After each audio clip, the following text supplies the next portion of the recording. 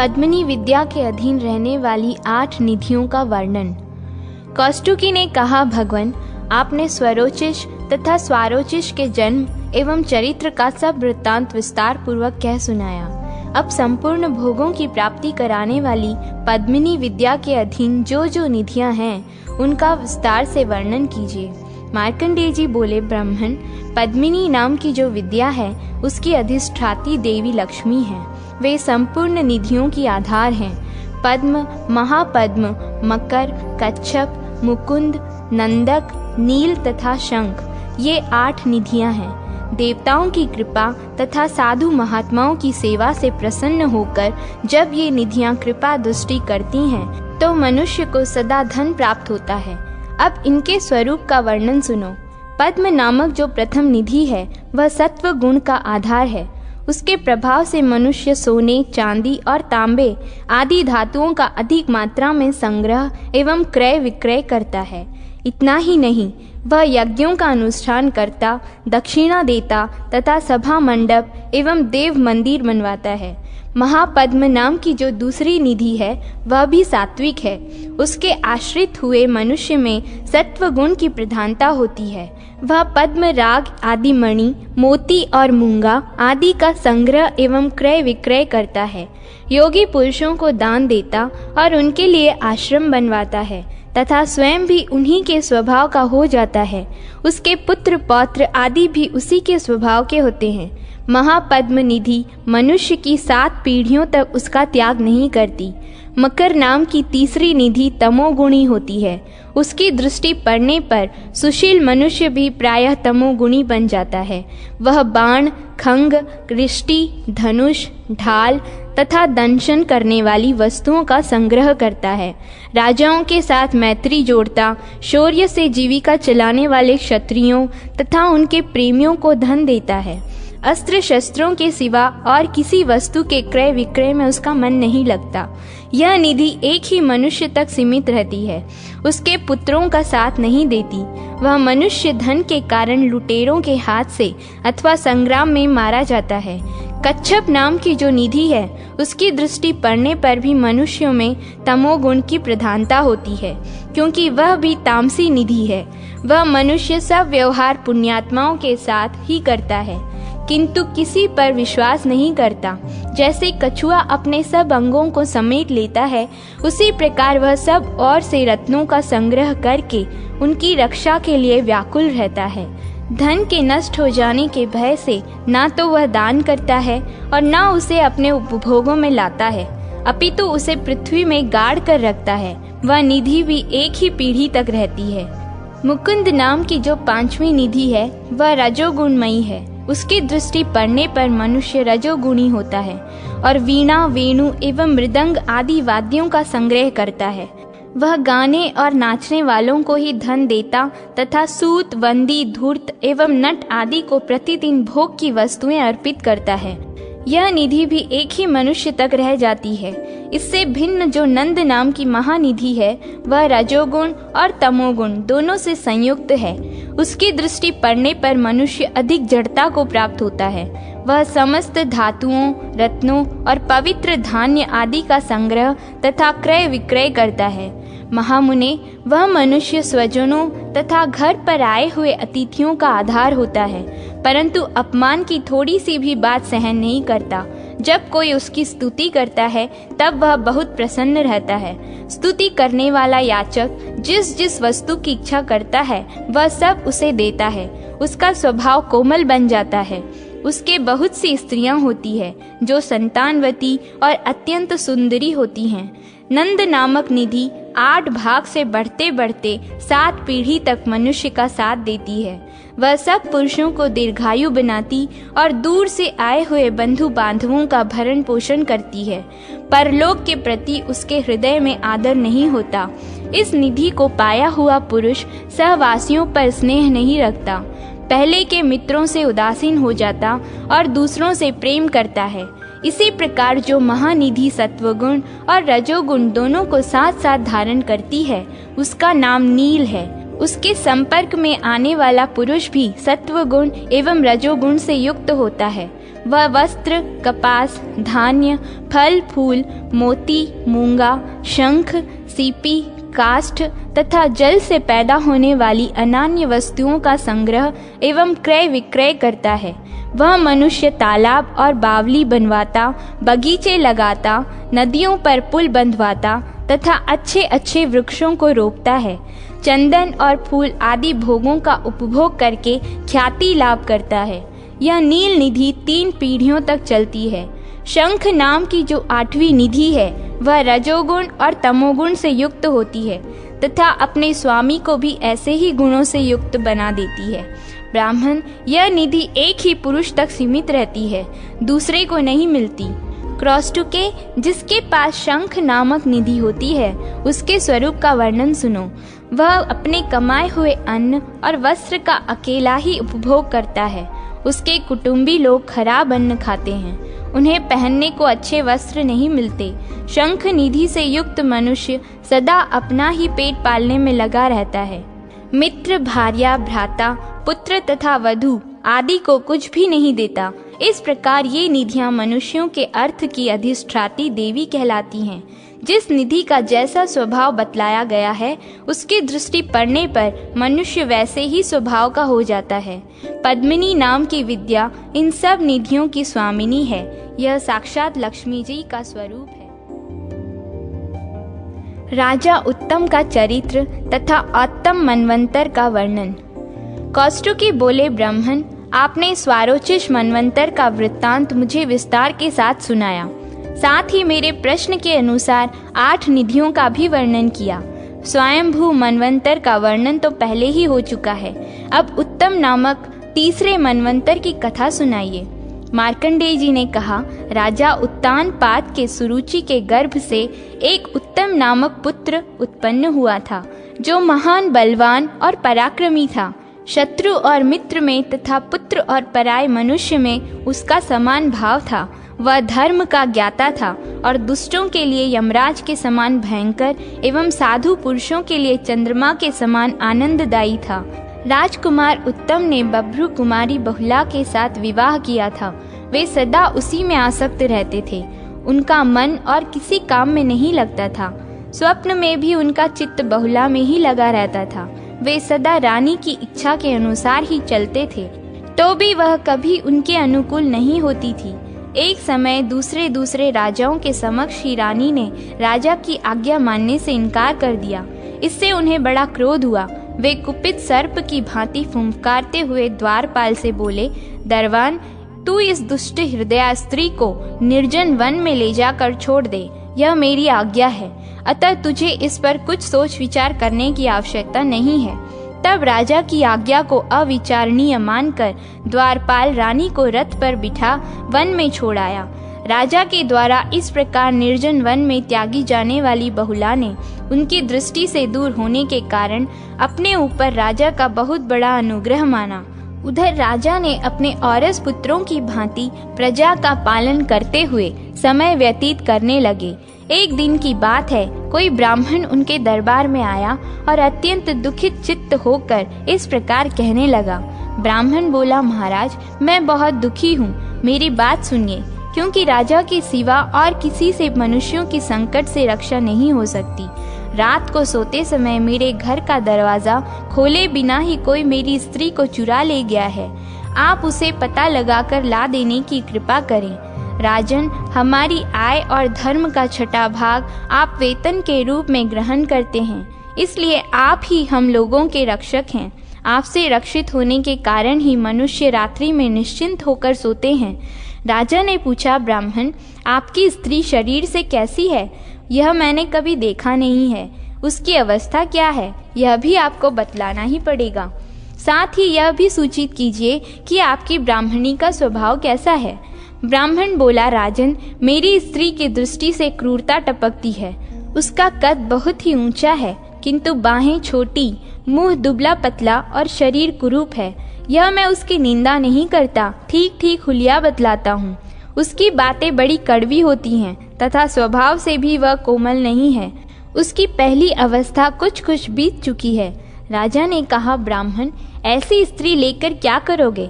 मैं तुम्हें दूसरी भार्या देता हूँ। अच्छे स्वभाव की स्त्री ही कल्याणमयी एवं सुख देने वाली होती है। वैसी स्त्री तो केवल दुख का ही कारण होती है। रूप और शील दोनों में ही हीन होने के कारण वह स्त्री त्याग देने योग्य है। ब्राह्मण बोला, राजन, अपनी पत्नी की रक्षा करनी चाहिए। यह श्रुति का उत्तम आदेश है। उसकी रक्षा न करने पर उससे वर्ण संकर की उत्पत्ति होती है। वर्ण संकर अपने पितरों को स्वर्ग से नीचे गिरा देता है। पत्नी न होने के कारण मेरे नित्य कर्म छूट रहे हैं। इससे प्रतिदिन धर्म में बाधा आती है, जिसके कारण मेरा पतन अवश्यम भावी है। उसके गर्भ से जो मेरी संतति होगी वह धर्म का पालन करने वाली होगी। प्रभु, इस प्रकार मैंने अपनी पत्नी का वृत्तांत आपके सामने निवेदन किया है। अब आप उसे लाइए, क्योंकि आप ही प्रजा की रक्षा के अधिकारी हैं। ब्राह्मण की ऐसी बात सुनकर और उस पर भली भांति विचार करके राजा उत्तम सब सामग्रियों से युक्त अपने विशाल रथ पर आरूढ़ हुए और पृथ्वी पर इधर उधर घूमने लगे। एक दिन एक बहुत बड़े वन में किसी तपस्वी का उत्तम आश्रम दिखाई दिया। तब रथ से उतरकर वे उस आश्रम में गए। वहां उन्हें एक मुनि का दर्शन हुआ, जो कुशासन पर विराजमान थे और अपने तेज से अग्नि की भांति प्रज्वलित हो रहे थे। राजा को आया देख मुनि शीघ्रता पूर्वक उठकर खड़े हो गए और स्वागत पूर्वक उनका सम्मान करते हुए शिष्य से बोले, अर्घ्य ले आओ। शिष्य ने धीरे से कहा, मुने, क्या इन्हें अर्घ्य देना उचित है? इस बात का भलीभांति विचार करके जैसी आज्ञा दें उसका पालन करूं। तब मुनि ने राजा के वृत्तांत को ध्यान द्वारा जानकर केवल आसन दे बातचीत के द्वारा उनका सत्कार किया। ऋषि ने पूछा, राजन, मैं जानता हूँ आप महाराज उत्तानपाद के पुत्र उत्तम हैं। बताइए, किस लिए यहाँ आए हैं? इस वन में कौन सा कार्य सिद्ध करने का विचार है? राजा ने कहा, मुने, एक ब्राह्मण के घर से किसी अपरिचित व्यक्ति ने उसकी स्त्री को चुरा लिया है। उसी की खोज करने के लिए मैं यहाँ आया हूँ। इस समय आपसे एक बात पूछता हूँ, कृपा करके बताइए। जब मैं आपके आश्रम पर आया तो प्रथम दृष्टि पड़ते ही आपने मुझे अर्घ्य देने का विचार किया, किंतु फिर उसे रोक क्यों दिया? ऋषि बोले, राजन, आपको देखकर मैंने जल्दी में अर्घ्य देने की आज्ञा प्रदान कर दी थी, किंतु इस शिष्य ने मुझे सावधान किया। मेरे प्रसाद से यह मेरी ही भांति संसार के भूत, भविष्य और वर्तमान का हाल जानता है। इसने कहा, विचार कर आज्ञा दीजिए। तब मैंने भी उसका वृत्तांत जान लिया, इसलिए आपको विधि पूर्वक अर्घ्य नहीं दिया। राजन, इसमें संदेह नहीं कि आप स्वयंभू मनु के वंश में उत्पन्न होने के कारण अर्घ्य पाने के अधिकारी हैं, तथापि हम लोग आपको अर्घ्य का उत्तम पात्र नहीं मानते। राजा ने पूछा, ब्राह्मण, मैंने जानकर या अनजाने में ऐसा कौन सा पाप किया है जिससे बहुत दिनों के पश्चात आने पर भी मैं आपसे अर्घ्य पाने का अधिकारी नहीं रहा?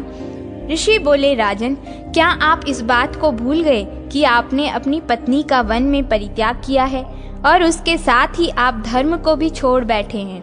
एक पक्ष तक भी नित्य कर्म छोड़ देने से मनुष्य अस्पृश्य हो जाता है। फिर आपने तो 1 वर्ष से उसको छोड़ रखा है, अतः आपके विषय में क्या कहना है? नरेश्वर, पति का स्वभाव कैसा ही हो, पत्नी को उचित है कि वह सदा पति के अनुकूल रहे। इसी प्रकार पति का भी कर्तव्य है कि वह दुष्ट स्वभाव वाली पत्नी का भी पालन पोषण करे। ब्राह्मण की वह पत्नी जिसका अपहरण हुआ है सदा पति के प्रतिकूल ही चलती है, तथापि धर्म पालन की इच्छा से वह आपके पास गया और पत्नी को खोजने के लिए प्रेरित करता रहा। आप तो धर्म से विचलित हुए दूसरे मनुष्यों को धर्म में लगाते हैं, फिर जब आप स्वयं ही विचलित होंगे तब आपको कौन धर्म में लाएगा?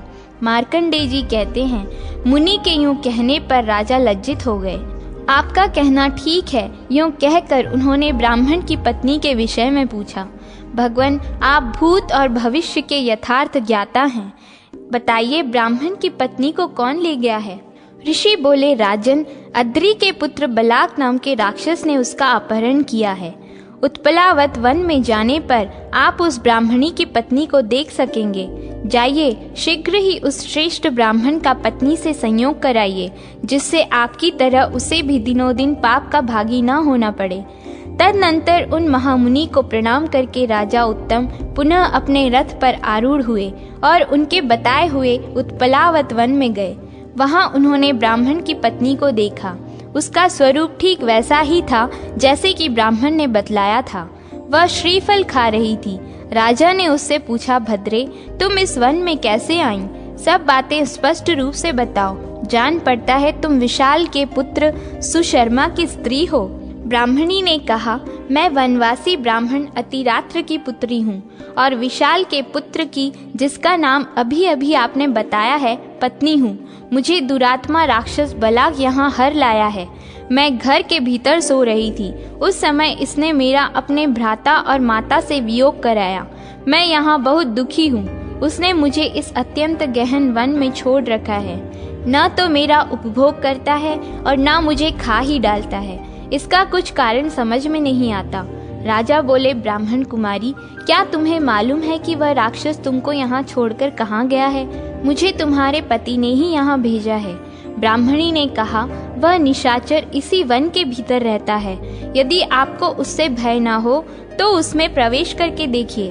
तदनंतर राजा ने ब्राह्मणी के दिखाए हुए मार्ग से उस वन के भीतर प्रवेश किया और उस राक्षस को परिवार के साथ बैठा देखा। राजा को देखते ही राक्षस ने दूर से ही पृथ्वी पर मस्तक टेक दिया और उनके निकट गया। राक्षस बोला, राजन, आपने मेरे घर पर पधार कर मेरे ऊपर बहुत बड़ी कृपा की है।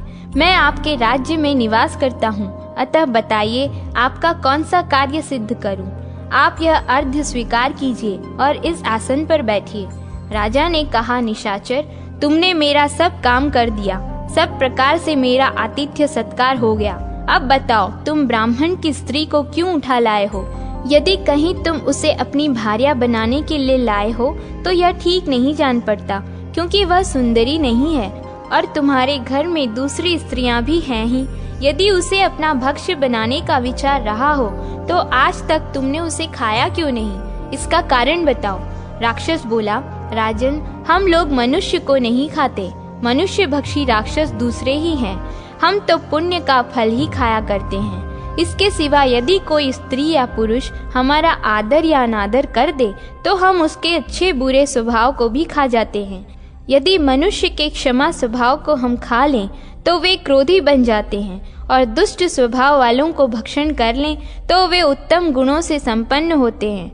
महाराज, मेरे घर में अनेक युवती स्त्रियां हैं जो रूप में अप्सराओं की समानता करने वाली हैं।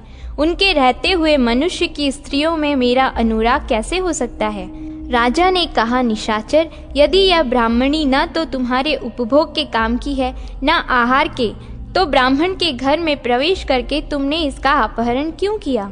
राक्षस बोला, राजन, वह श्रेष्ठ ब्राह्मण वेद मंत्रों का ज्ञाता है। मैं जिस किसी यज्ञ में जाता हूँ, रक्षोग्न मंत्रों का पाठ करके वह मुझे दूर भगा देता है। मंत्रों द्वारा उसके उच्चाटन करने से हम लोग भूखे रह जाते हैं। ऐसी दशा में हम कहाँ जाएं? प्रायः सभी यज्ञों में वह ऋत्विज बना रहता है। इसीलिए हमने उसके सामने यह विघ्न खड़ा किया है, क्योंकि कोई भी पुरुष पत्नी के बिना यज्ञ कर्म करने के योग्य नहीं रहता। राजन, मैं आपका विनीत सेवक हूँ, आपके राज्य की प्रजा हूँ, अतः आप अपने किसी कार्य के लिए आज्ञा देकर मुझ पर कृपा कीजिए। राजा ने कहा, राक्षस, तुम पहले कह चुके हो कि हम मनुष्य के स्वभाव को खा जाते हैं, अतः हम तुमसे जो काम कराना चाहते हैं उसे सुनो। तुम इस ब्राह्मणी की दुष्टता को भक्षण कर लो, जिससे यह विनयशील हो जाए। इसके बाद इसे इसके घर में पहुंचा आओ। इतना कर देने पर मैं समझूंगा कि तुमने अपने घर पर आए हुए मुझ अतिथि का संपूर्ण मनोरथ पूर्ण कर दिया। राजा के यूं कहने पर राक्षस अपनी माया से ब्राह्मणी के शरीर में प्रवेश कर गया और अपनी शक्ति से उसके दुष्ट स्वभाव को खा गया। फिर तो ब्राह्मण की पत्नी भयंकर दुष्टता से मुक्त हो गई और राजा से बोली, महाराज, मुझे अपने ही कर्म से, फल से, अपने महात्मा स्वामी से विलग होना पड़ा है। यह निशाचर तो उसमें निमित्त मात्र बना है। न इसका दोष है न मेरे महात्मा पति का दोष है। यह सब दोष मेरा ही है, क्योंकि मनुष्य को अपनी ही करनी का फल भोगना पड़ता है। पूर्व जन्म में मैंने किसी का वियोग कराया होगा, वह आज मुझ पर भी आ पड़ा है। इसमें दूसरे का क्या दोष है? राक्षस बोला, राजन, आपकी आज्ञा के अनुसार मैं इस ब्राह्मणी को इसके स्वामी के घर पर पहुंचा आता हूँ। इसके सिवा और भी यदि मेरे योग्य कोई कार्य हो तो उसके लिए आज्ञा दीजिए। राजा ने कहा, निशाचर, यह कार्य हो जाने पर मैं समझूंगा कि तुमने मेरा सारा कार्य सिद्ध कर दिया। वीर, यदि किसी कार्य के समय मैं तुम्हारा स्मरण करूं तो तुम मेरे पास आ जाना। बहुत अच्छा, कहकर राक्षस ने उस ब्राह्मण पत्नी को, जो दुष्टता से दूर हो जाने से अब अच्छे स्वभाव की हो गई थी, ले जाकर उसके पति के घर में पहुंचा दिया। राजा भी उसे भेजकर मन ही मन इस प्रकार चिंता करने लगे, अब मैं अपने विषय में क्या करूं? क्या करने से मेरा भला होगा? महामना महर्षि ने मुझे अर्ध के अयोग्य बतलाया है। यह तो मेरे लिए बड़े कष्ट की बात है। अब मैं क्या करूं? पत्नी को तो मैंने त्याग दिया, अब उसका पता कैसे लगे? अथवा उन ज्ञान चक्षु महर्षि से ही चलकर पूछता हूँ। यूं विचार करके राजा फिर रथ पर आरूढ़ हुए और उस स्थान पर गए जहाँ वे त्रिकाल वेत्ता धर्मात्मा महामुनि रहते थे। रथ से उतरकर उन्होंने मुनि के पास जा उन्हें प्रणाम किया और राक्षस से मिलने, ब्राह्मणी के दिखाई देने तथा उसकी दुष्टता दूर होने आदि का सब वृत्तांत ठीक ठीक कह सुनाया। ऋषि ने कहा, राजन, तुमने जो कुछ किया है वह सब मुझे पहले से ही मालूम हो चुका है। मेरे पास तुम जिस कार्य से आए हो वह भी मुझसे छिपा नहीं है। मनुष्यों के लिए पत्नी धर्म, अर्थ एवं काम की सिद्धि का कारण है। तुमने उसका त्याग करके विशेषतः धर्म को भी त्याग दिया है। राजन, ब्राह्मण, क्षत्रिय, वैश्य अथवा शूद्र कोई भी क्यों न हो, पत्नी के न होने पर वह अपने कर्मानुष्ठान के योग्य नहीं रहता। तुमने अपनी पत्नी का त्याग करके अच्छा नहीं किया। जैसे स्त्रियों के लिए पति का त्याग अनुचित है, उसी प्रकार पुरुषों के लिए स्त्री का त्याग भी उचित नहीं है। राजा बोले, भगवान, क्या करूं? यह सब मेरे कर्मों का फल है। मैं सदा पत्नी के अनुकूल ही चलता था, फिर भी वह मेरे अनुकूल न हुई, इसलिए मैंने उसे त्याग दिया। उसके वियोग की पीड़ा से मेरी अंतरात्मा व्यथित हो रही है। मैंने उसे वन में छोड़ा था, पता नहीं वह कहाँ चली गई। अथवा उसे वन में सिंह, व्याघ्र या निशाचरों ने तो नहीं खा लिया? ऋषि ने कहा, राजन, उसे सिंह, व्याघ्र या निशाचरों ने नहीं खाया है। वह इस समय रसातल में है। उसका चरित्र अभी तक नष्ट नहीं हुआ है। राजा बोले, ब्राह्मण, यह तो बड़ी अद्भुत बात है। उसे पाताल में कौन ले गया? अब तक दूषित कैसे नहीं हुई है? यह सब यथार्थ रूप से बतलाने की कृपा करें। ऋषि ने कहा, पाताल में नागराज कपोत एक विख्यात पुरुष हैं। एक दिन उन्होंने तुम्हारी त्यागी हुई सुंदरी पत्नी को महान वन के भीतर भटकते हुए देखा। उसका सारा हाल जानकर वे उस पर आसक्त हो गए और उसे पाताल लोक में ले गए। नागराज कपोत के नंदा नाम की एक पुत्री तथा मनोरमा नाम की स्त्री है। नंदा ने बहुला को देखकर सोचा, हो न हो यह मेरी माता की सौत बनने वाली है। यूं विचार कर वह उसे अपने घर में ले गई और अंतःपुर में छिपा कर रख दिया। कपोत ने जब जब नंदा से बहुला को मांगा तब तब उसने उनको कोई उत्तर नहीं दिया।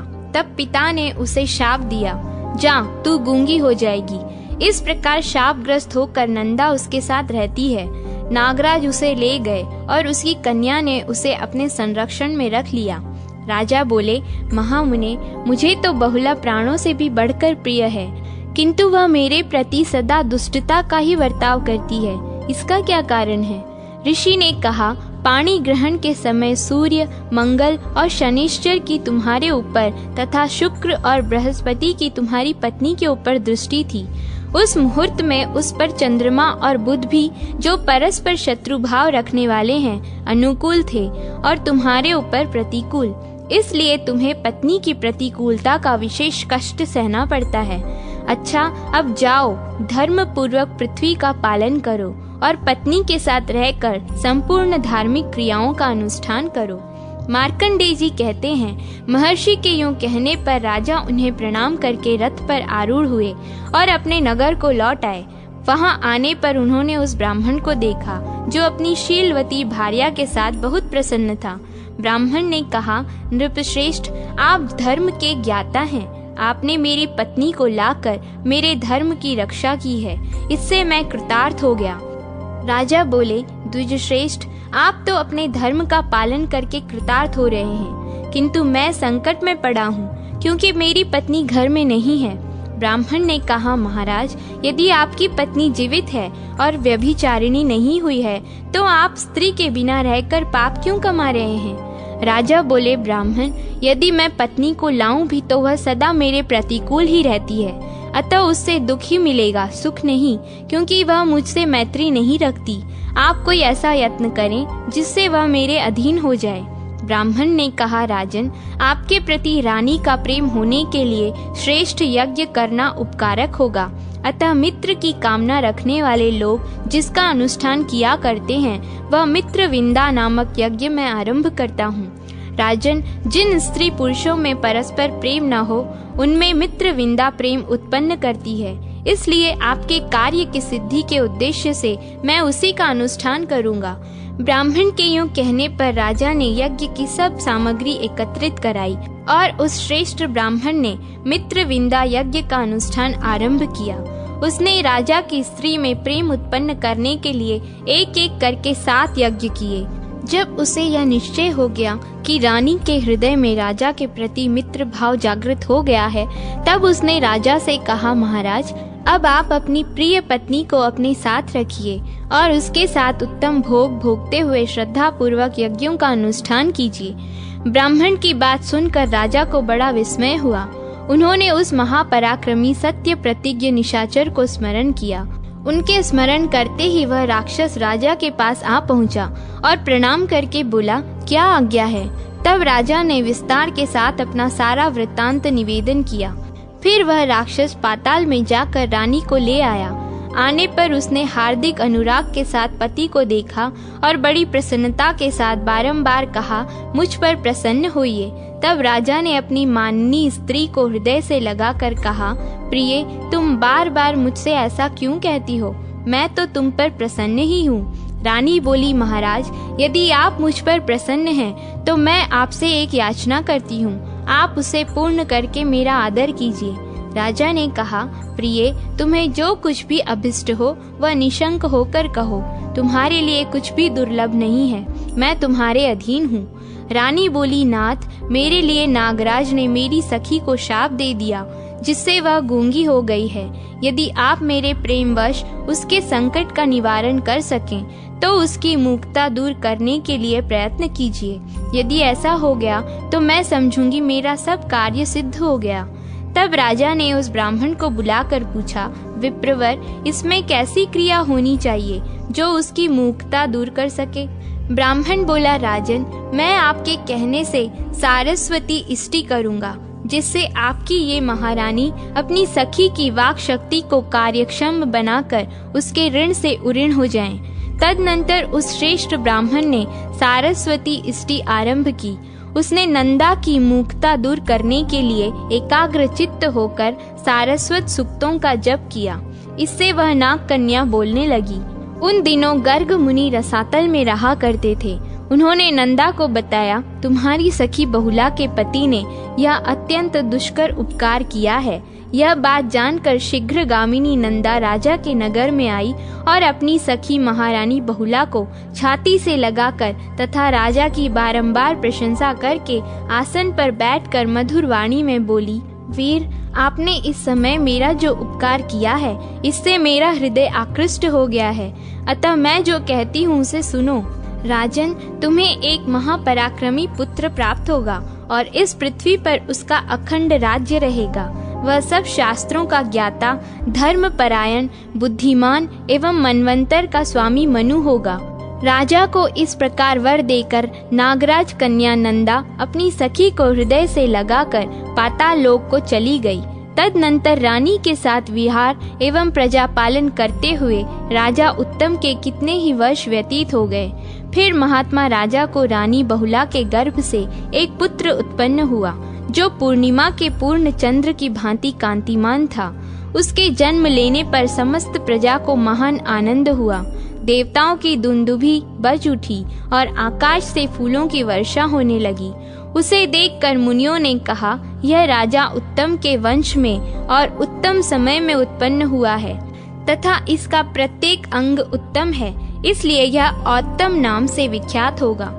इस प्रकार राजा उत्तम का पुत्र औत्तम नामक मनु हुआ। अब उसके प्रभाव का वर्णन सुनो। जो राजा उत्तम के उपाख्यान और औत्तम के जन्म की कथा प्रतिदिन सुनता है, उसका कभी किसी से द्वेष नहीं होता। इस चरित्र को सुनने और पढ़ने वाले का कभी प्रिय पत्नी, पुत्र अथवा बंधुओं से वियोग नहीं होता। औत्तम मनवंतर तीसरा कहा जाता है। उसमें स्वधामा, सत्य, शिव, प्रतरदन तथा वशवर्ती ये देवताओं के 5 गण थे। इनका जैसा नाम वैसा ही गुण था। ये 5 देवगण यज्ञ भोगी माने गए हैं। ये सभी गण 12-12 व्यक्तियों के समुदाय हैं। उक्त मनवंतर में सुशांति नामक इंद्र हुए, जो 100 यज्ञों का अनुष्ठान करके इंद्र पद को प्राप्त हुए थे। आज भी मनुष्य विघ्नों का नाश करने के लिए सुशांति के नामाक्षरों से विभूषित एक गाथा का गान किया करते हैं। वह इस प्रकार है।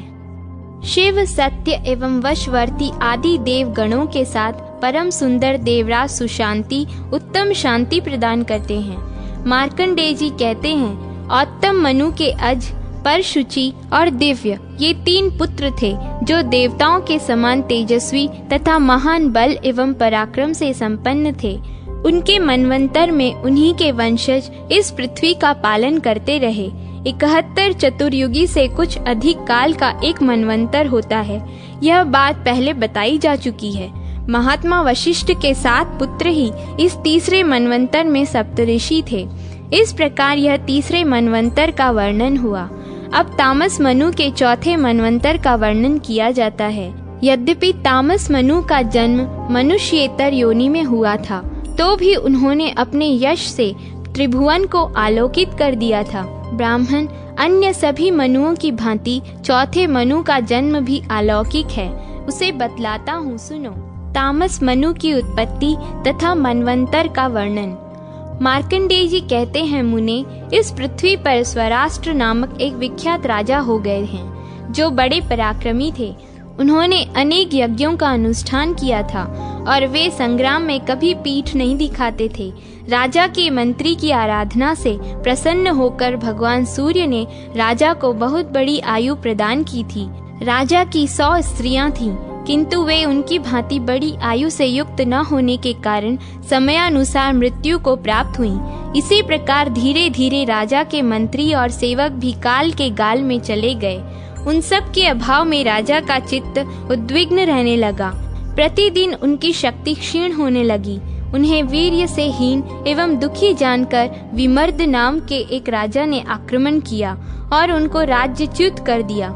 राज्य से च्युत होने पर वे विरक्त हो वन में चले गए और वितस्ता नदी के तट पर रहकर तपस्या करने लगे। वे गर्मी में पंचाग्नि सेवन करते, बरसात में मैदान में रहकर वर्षा के जल को शरीर पर सहते और जाड़े की ऋतु में पानी के भीतर शयन करते, निराहार रहते एवं उत्तम व्रतों का पालन करते। एक बार वर्षा काल में जबकि वे तपस्या कर रहे थे, लगातार कई दिनों तक वृष्टि होती रही। इससे बाढ़ आ गई। राजा भी जल की प्रखर धारा में बह गए। चारों ओर अंधकार छा रहा था। जल में बहते बहते उन्हें संयोगवश एक हरिणी मिल गई। उन्होंने उसकी पूंछ पकड़ ली। फिर उस प्रवाह के साथ बहते और अंधकार में इधर उधर भटकते हुए राजा किसी तरह तट पर पहुँचे। वहाँ भी बहुत दूर तक कीचड़ था। उसको पार करना अत्यंत ही कठिन था, तथापि वे हरिणी की पूंछ से खींचते हुए उस कीचड़ से पार हो एक वन में जा पहुँचे। हरिणी के स्पर्श से उन्हें आनंद का अनुभव होने लगा। उस अंधकार में भ्रमण करते हुए वे कामदेव के वशीभूत हो गए। राजा को अनुरागवश अपनी पीठ का स्पर्श करते जान उस वन के भीतर मृगी ने कहा, राजन, आप कांपते हुए हाथों से मेरी पीठ का स्पर्श क्यों करते हैं? आपके कार्य की सिद्धि तो किसी और ही प्रकार से हो गई है। राजा ने पूछा, मृगी, तू कौन है और मनुष्य की तरह कैसे बोलती है? मृगी बोली, राजन, मैं पहले आपकी प्यारी पत्नी थी। मेरा नाम उत्पलावती था। मैं दृढ़ धनवा की पुत्री और आपकी 100 रानियों में प्रधान थी। राजा ने पूछा, उत्पलावती तो बड़ी प्रतिव्रता और धर्मपरायणा थी। वह ऐसी किस प्रकार हुई? उसने कौन सा ऐसा कर्म किया था जिससे उसे मृगी की योनि में आना पड़ा? मृगी बोली, राजन, मैं बाल्यावस्था में जब पिता के घर पर थी, सखियों के साथ एक दिन वन में घूमने गई थी। वहाँ मैंने मृगी के साथ समागम करते हुए एक मृग को देखा। मैं उसके बिल्कुल निकट थी, अतः मैंने उस मृगी को मारा। मुझसे डर कर वह मृगी अन्यत्र चली गई। तब मृग ने कुपित होकर कहा, ओ मूर्खे, तू क्यों इतनी मतवाली हो रही है? तेरी इस दुष्टता को धिक्कार है। उस मृग की मनुष्य के समान वाणी सुनकर मैं डर गई और बोली, तुम कौन हो? उसने उत्तर दिया, मैं निर्वृत्तिक चक्षु नामक मुनि का पुत्र हूँ। मेरा नाम सुतपा है। मृगी से संभोग करने की इच्छा होने के कारण मैं मृग हो गया। प्रेमवश मैंने इस मृगी का अनुसरण किया था और इसने भी मेरी अभिलाषा की थी, परंतु तूने आकर मुझसे उसका वियोग करा दिया, इसलिए मैं तुम्हें अभी शाप देता हूँ। मैंने कहा, मुने, मैंने अनजान में आपका अपराध किया है, अतः कृपा करके मुझे शाप न दीजिए। मेरे यूं कहने पर वे मुनि इस प्रकार बोले, यदि तुझे अपने को दे सकूं, तेरे गर्भ से पुत्र उत्पन्न कर सकूं, तो तुझे शाप नहीं दूंगा। मैंने कहा, मैं न तो मृगी हूँ और न वन में मृगी का रूप धारण करके ही घूमती हूँ, अतः मेरी ओर से अपना मन हटा लीजिए, आपको दूसरी कोई मृगी मिल जाएगी। मेरी यह बात सुनकर मुनि की आंखें क्रोध से लाल हो गईं। उनका होंठ कांपने लगा। वे बोले, ओ नादान, तू कहती है मैं मृगी नहीं हूँ, तो ले, तू मृगी ही हो जाएगी। तब मैं अत्यंत दुखित हो मुनि को प्रणाम करके बोली, मुने, मुझ पर प्रसन्न होइए, मैं अभी बालिका हूँ, बोलने का ढंग नहीं जानती। मुनिवर, पिता के न रहने पर ही स्त्री स्वयं अपना पति चुनती है। मेरे पिताजी तो अभी जीवित हैं, फिर कैसे मैं आपका वरण कर सकती हूँ? अथवा सारा अपराध मेरा ही है, फिर भी आप प्रसन्न होइए, मैं आपके चरणों में प्रणाम करती हूँ। तब मुनि श्रेष्ठ सुतपा ने कहा, मेरी बात झूठी नहीं हो सकती, तू मरने पर इसी वन में मृगी होगी। उस समय सिद्ध वीर्य मुनि के पुत्र महाबाहु लोल तेरे गर्भ में आएंगे। उनके गर्भ में आते ही तुझे अपने पूर्व जन्म का स्मरण होगा। फिर स्मरण शक्ति प्राप्त करके तू मानवी की भांति बोलने लगेगी। उस गर्भ के उत्पन्न होने पर तू मृगी के शरीर से मुक्त हो जाएगी और पति से समादृत हो उन लोकों में जाएगी जहाँ कुकर्मी मनुष्य कदापि नहीं जा सकते। लोल भी बड़े पराक्रमी होंगे और अपने पिता के शत्रुओं को मारकर सारी पृथ्वी अपने अधिकार में कर लेंगे। तत्पश्चात वे मनु के पद पर प्रतिष्ठित होंगे। इस प्रकार शाप मिलने पर मैं तिर्यक योनि में आई हूँ। आपके शरीर का स्पर्श होने मात्र से मेरे उदर में गर्भ स्थापित हो गया है। मृगी के यूं कहने पर राजा को बड़ी प्रसन्नता हुई। उन्होंने सोचा, मेरा पुत्र मेरे शत्रुओं को परास्त करके इस पृथ्वी पर मनु होगा, यह कितने आनंद की बात है। तदनंतर कुछ काल के पश्चात मृगी ने उत्तम लक्षणों से संपन्न पुत्र को जन्म दिया। उसके उत्पन्न होने पर संपूर्ण भूत आनंद का अनुभव करने लगे। विशेषतः राजा को बड़ी प्रसन्नता हुई। मृगी भी शाप से छूटकर उत्तम लोकों को चली गई। तदनंतर सब ऋषियों ने आकर उसकी भावी समृद्धि देख उस बालक का नामकरण किया। तामसी योनि में पड़ी हुई माता के गर्भ से इसका जन्म हुआ था, इसलिए यह बालक संसार में तामस नाम से विख्यात होगा। तत्पश्चात पिता अपने पुत्र तामस का लालन पालन करने लगे। जब तामस को कुछ समझ हुई तो उसने पिता से पूछा, तात, आप कौन हैं? मैं आपका पुत्र किस प्रकार हुआ? मेरी माता कौन है और आप किस लिए यहाँ आए हैं? यह सब सच सच बताइए। तब पिता ने अपने राज्य से च्युत होने आदि से लेकर सब वृत्तांत पुत्र को बतलाया। ये सब बातें सुनकर तामस ने भगवान सूर्य की आराधना की और उनसे उपसंहार सहित संपूर्ण दिव्य अस्त्र प्राप्त किए। अस्त्र शस्त्रों का ज्ञाता होकर उसने संपूर्ण शत्रुओं को परास्त किया और उन्हें पिता के पास ले आकर उनकी आज्ञा मिलने पर छुटकारा दिया। वह सदा अपने धर्म के पालन में लगा रहता था। उसके पिता भी शरीर त्यागने के पश्चात तप और यज्ञ से उपार्जित पुण्य लोकों में गए। सारी पृथ्वी को जीतकर तामस राजा हुआ और फिर मनु के पद पर प्रतिष्ठित हुआ। अब तामस मनवंतर का वर्णन सुनो। उसमें सत्य, सुधि, सुरूप और हरि ये 4 देवगण हुए। इनमें से एक एक गण में 27 देवता हैं। उन देवताओं के इंद्र का नाम शिखी था। वे अत्यंत बली और महापराक्रमी थे। उन्होंने 100 यज्ञों का अनुष्ठान करके इस पद को प्राप्त किया था। ज्योतिर्धर्मा, पृथु, काव्य, चैत्र, अग्नि, बलक और पीवर, ये ही 7 उस समय के सप्तऋषि थे। नर, क्षांति, शांत, दांत, जानु और जंग आदि महाबली राजा तामस मनु के रैवत मनु की उत्पत्ति और उनके मनवंतर का वर्णन। मार्कंडेय जी कहते हैं, ब्राह्मण 5वें मनु का नाम रैवत था। उनकी उत्पत्ति का वर्णन करता हूँ, सुनो। पूर्व काल में ऋतवाक नाम से प्रसिद्ध एक महर्षि थे। उनके बहुत समय तक कोई पुत्र नहीं हुआ। दीर्घ काल के पश्चात हुआ भी तो रेवती नक्षत्र के अंतिम चरण में उसका जन्म हुआ। उन्होंने बालक के जात कर्म आदि संस्कार विधि पूर्वक संपन्न किए, उपनयन आदि भी कराए, किंतु वह सुशील न हो सका। जब से उसका जन्म हुआ तभी से वे महर्षि भी दीर्घ काल व्यापी रोग से ग्रस्त हो गए। उसकी माता भी कोढ़ आदि से पीड़ित हो बहुत दुख उठाने लगी। बालक के पिता अत्यंत दुखी होकर सोचने लगे, यह कैसा अनर्थ प्राप्त हुआ। उधर उस दुष्ट बुद्धि वाले पुत्र ने दूसरे मुनि कुमार की स्त्री का अपहरण कर लिया। इससे खिन्नचित होकर ऋतवाक ने कहा, मनुष्यों का बिना पुत्र के रहना अच्छा है, किंतु कुपुत्र का होना कदापि उत्तम नहीं है। कुपुत्र तो पिता माता के हृदय को सदा ही सालता रहता है और स्वर्ग में गए हुए पितरों को भी नरक में गिरा देता है। वह तो केवल माता पिता को दुख देने के लिए ही होता है। उस पापात्मा पुत्र के जन्म को धिक्कार है। जिनके पुत्र सब लोगों के प्रिय, परोपकारी, शांत तथा उत्तम कर्मों में लगे रहने वाले होते हैं, वे ही धन्य हैं। मुझे इस जन्म में कुपुत्र के कारण सुख नहीं मिला और परलोक से विमुख होना पड़ा।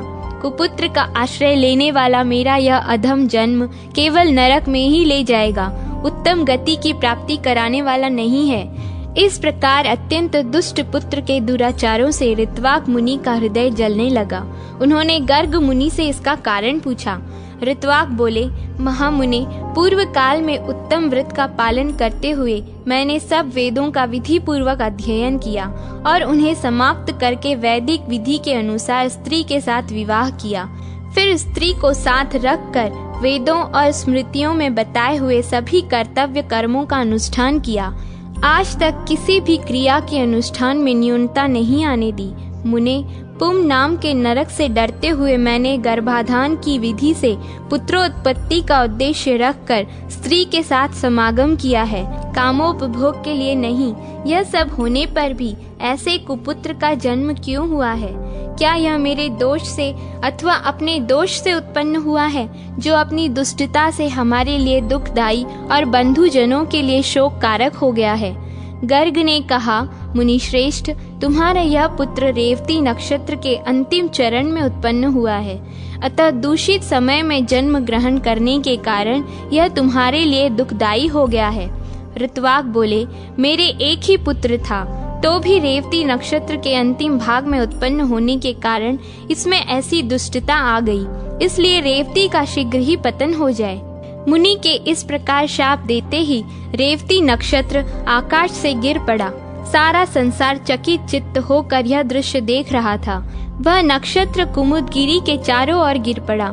वहाँ के वन, गुफाएं तथा झरने आदि सहसा उद्भासित हो उठे। रेवती नक्षत्र के गिरने से कुमुदगिरी का नाम रैवतक पर्वत हो गया। उस नक्षत्र की जो कांति थी वह कमल मंडित सरोवर के रूप में प्रकट हुई। उस समय उस सरोवर से एक अत्यंत सुंदरी कन्या का प्रादुर्भाव हुआ। वह रेवती की कांति से प्रकट हुई थी, इसलिए प्रमुख मुनि ने उसे देखकर उसका नाम रेवती रख दिया। वह उनके आश्रम के पास ही प्रकट हुई थी, इसलिए वे ही पिता की भांति उसका पालन पोषण करने लगे। जब कन्या यौवनावस्था में पदार्पण कर चुकी, तब प्रमुख मुनि उसके लिए योग्य वर पूछने के विचार से अग्निशाला में गए।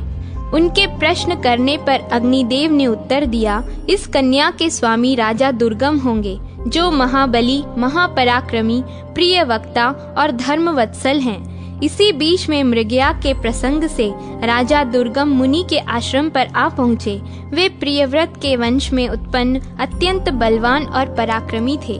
उनके पिता का नाम विक्रमशील था और वे कालिंदी के गर्भ से उत्पन्न हुए थे। आश्रम में पहुंचने पर जब उन्हें ऋषि नहीं दिखाई दिए, तब उन्होंने रेवती को प्रिय कहकर संबोधित किया और पूछा, सुंदरी बताओ तो सही, मुनिश्रेष्ठ प्रमुख इस आश्रम से कहाँ गए हैं? मैं उन्हें प्रणाम करना चाहता हूँ। मुनि अग्निशाला में बैठे हुए थे।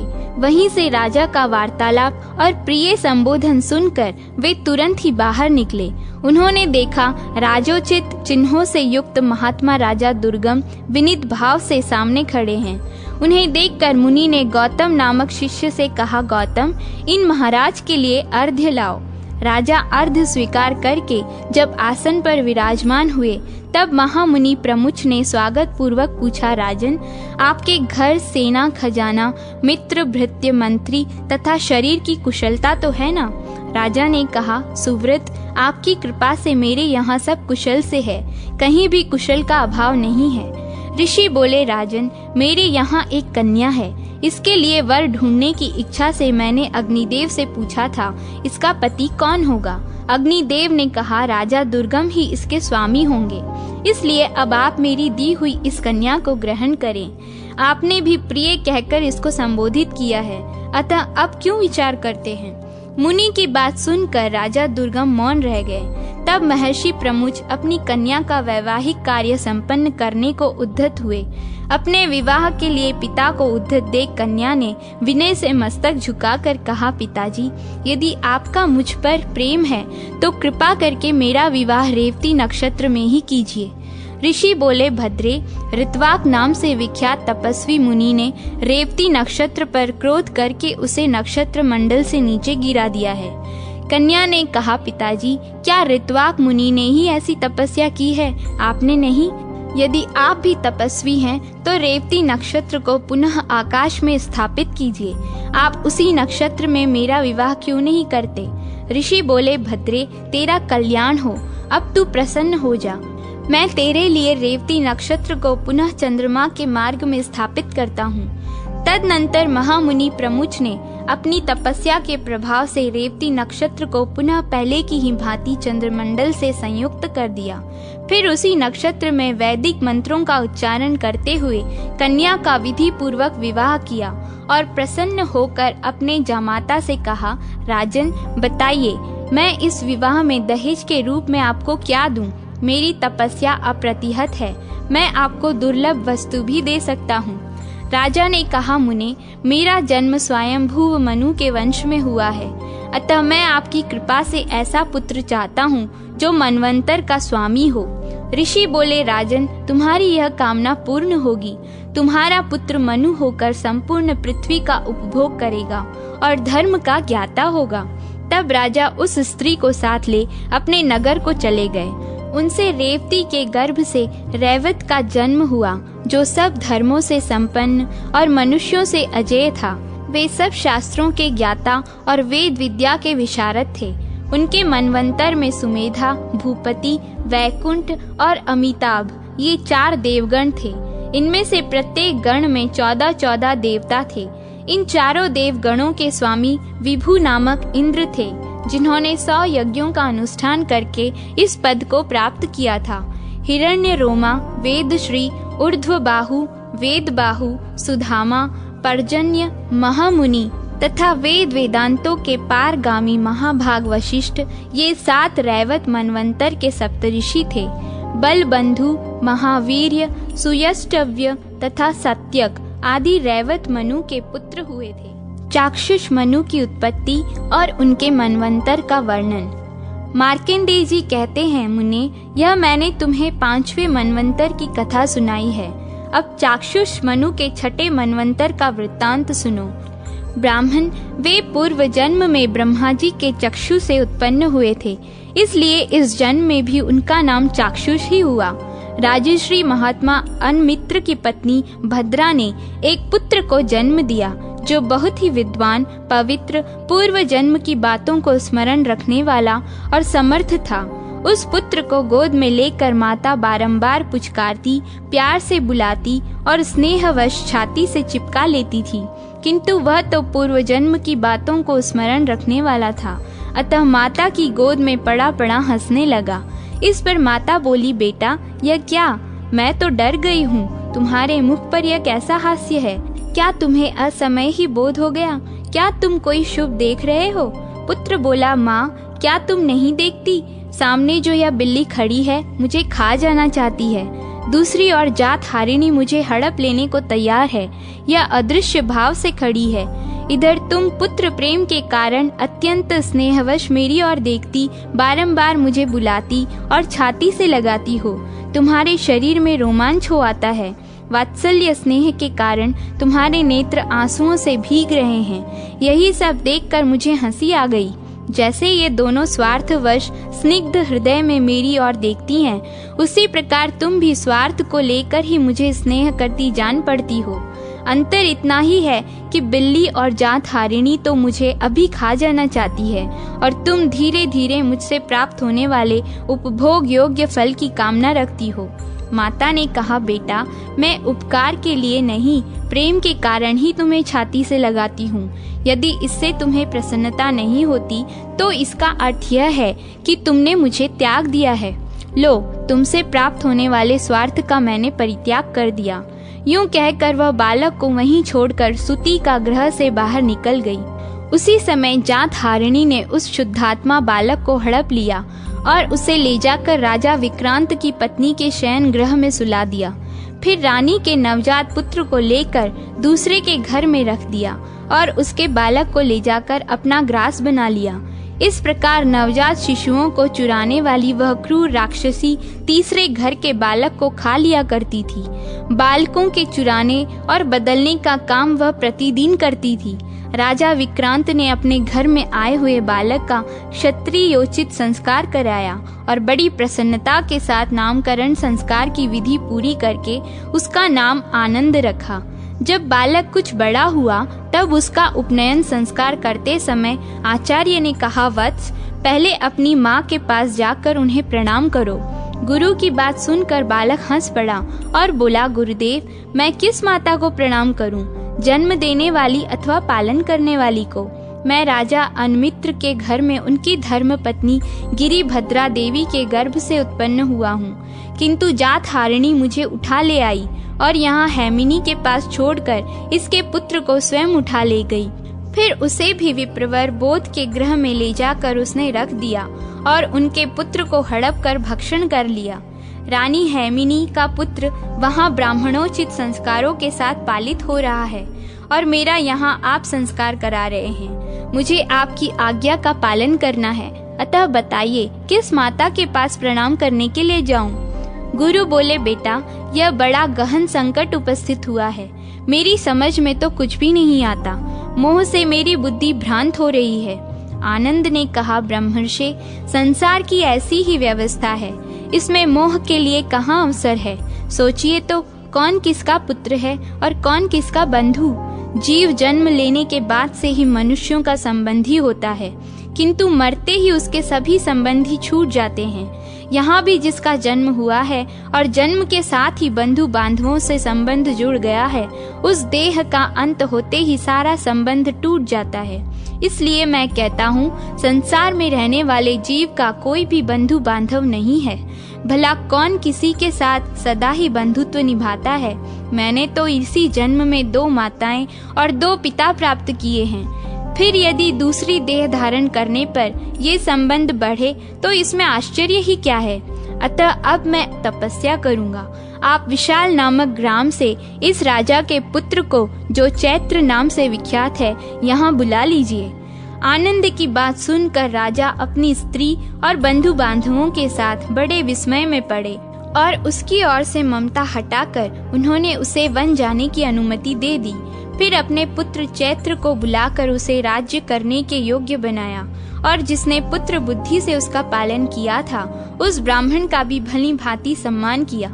आनंद तपस्या में लगे थे। उन्हें तपस्या करते देख ब्रह्मा जी ने पूछा, वत्स बताओ तो सही, किस लिए इतना घोर तप कर रहे हो?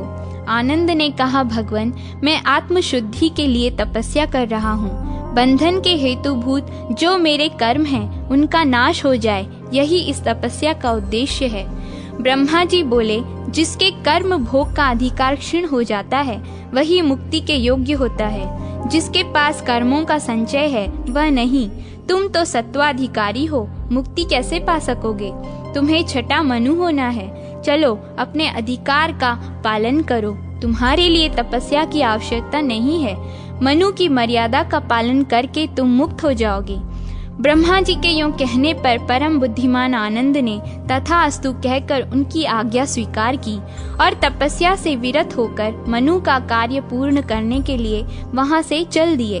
ब्रह्मा जी ने उन्हें तपस्या से हटाते समय चाक्षुष नाम से संबोधित किया था, इसलिए वे उसी नाम से प्रसिद्ध हुए। उन्होंने राजा उग्र की कन्या विदग्धा से विवाह किया और उसके गर्भ से विख्यात पराक्रमी अनेक पुत्र उत्पन्न किए। चाक्षुष मनवंतर में आर्य, प्रसूत, भव्य, युथग और लेख ये 5 देवगण थे। इन सभी गणों में 8-8 देवताओं का सन्निवेश था। सब देवता यज्ञ भोजी एवं अमृताशी थे। इन सब के स्वामी मनोजव नामक इंद्र थे, जिन्होंने 100 यज्ञों का अनुष्ठान करके देवताओं का आधिपत्य प्राप्त किया था। उस समय सुमेधा, विरजा, हविष्मान, उन्नत, मधु, अतिनामा और सहिष्णु ये 7 सप्तर्षि थे। उरु, पुरु और शतधूम्र आदि महाबली नरेश चाक्षुष मनु के पुत्र थे, जिन्होंने इस पृथ्वी का राज्य किया। इस समय वैवस्वत नाम के 7वें मनु राज्य करते हैं। उनके मनवंतर में जो देवता आदि हुए हैं उनका वर्णन सुनो।